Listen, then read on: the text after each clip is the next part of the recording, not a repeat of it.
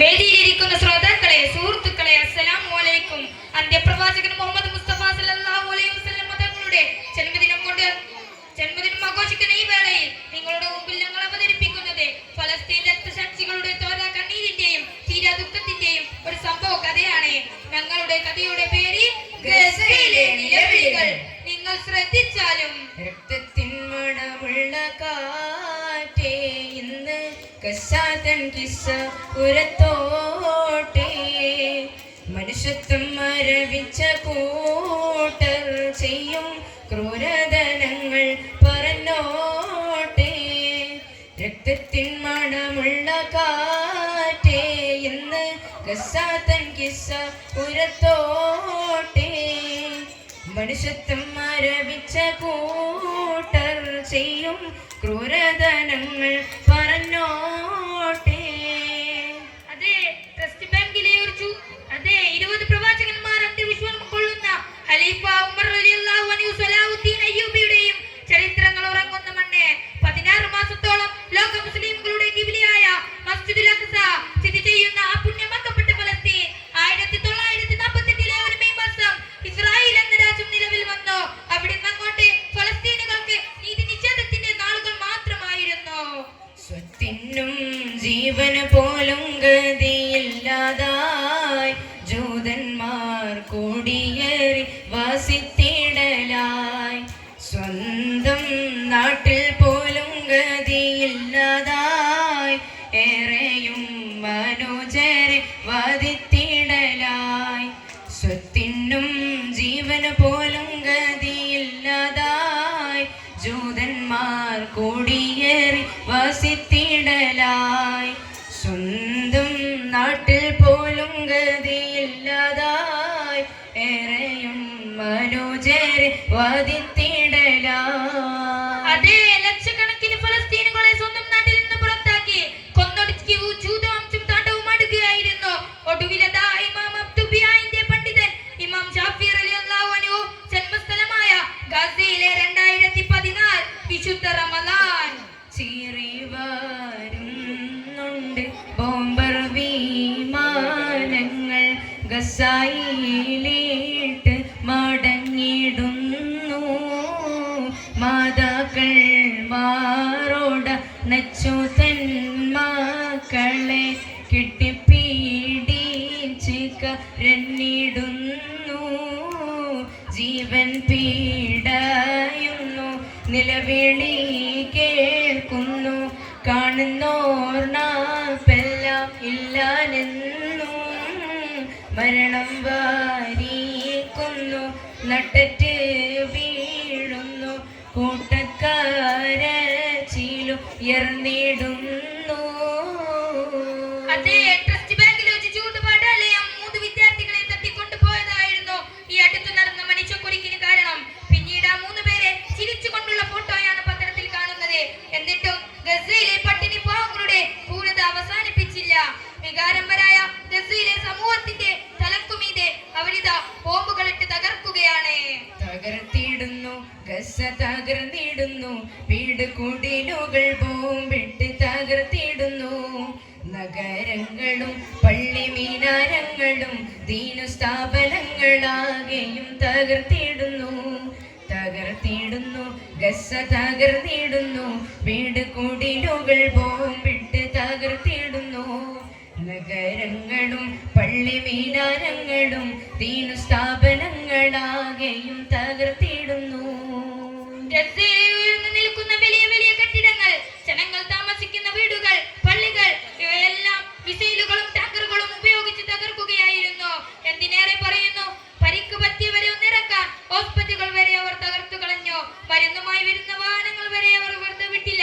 തീർന്നില്ല. അഭയാർത്ഥികളായി കഴിയുന്നോരെയും വിട്ടില്ല.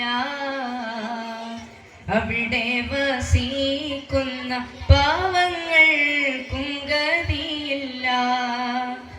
അവരും ഇലാഹിന് വീഴുന്നോർത്ത് സഹിച്ചല്ലോ.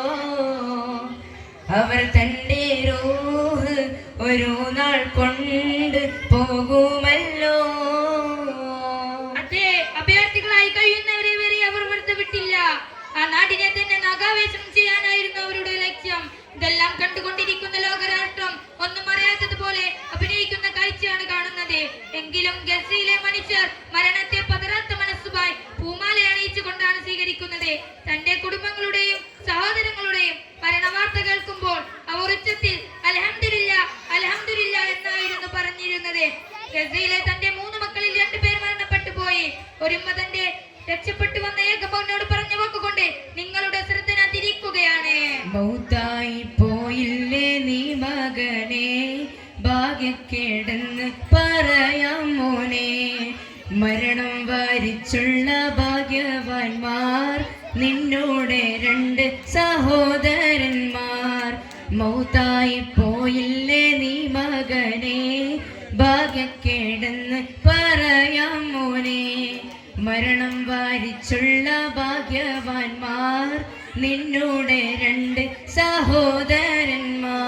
മോനെ, എന്റെ 3 മക്കളിൽ ഭാഗ്യമില്ലാത്തവൻ നീ ഒരുത്തൻ മാത്രമാണ്.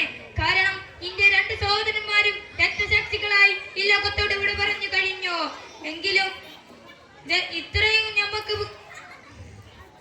പറഞ്ഞു. പ്രിയരെ, നമ്മെ ഏറെ ദുഃഖിപ്പിക്കുകയും ചിന്തിപ്പിക്കുകയും വാക്കുകളാണിത്. ഗസയിലെ ഓരോ മനുഷ്യനും അഭിനയിക്കുന്ന തീരാ നൊമ്പര കാഴ്ചകൾ നമുക്കൊരിക്കലും മറക്കാനാവില്ല. 10,000-കണക്കിന് മനുഷ്യജീവൻ അതിൽ മരണപ്പെട്ടു പോയി. അവിടെ ഏറെയും കുഞ്ഞുമക്കളാണെന്ന് നമ്മെ ഏറെ ദുഃഖിപ്പിക്കുന്നു. നാട്ടിൽ സമാധാനം പുലർന്നിടട്ടെ, നാഥൻ അവർക്കെന്നും കൃപ ചൊരിയട്ടെ. നാളെ ഫിർദൗസിൽ കടത്തിയിടട്ടെ, നീർത്തി താരങ്ങളെ ഉയർത്തിയിടട്ടെ. നമുക്ക് അവർക്ക് വേണ്ടി പ്രാർത്ഥിക്കാം, വിശുദ്ധ ഹറം പള്ളിയിൽ പ്രാർത്ഥിച്ചതുപോലെ. اللهم ارفع ما حل به هواننا المستضعفين في غزة. اللهم ارفع ما حل به هواننا المستضعفين في غزة.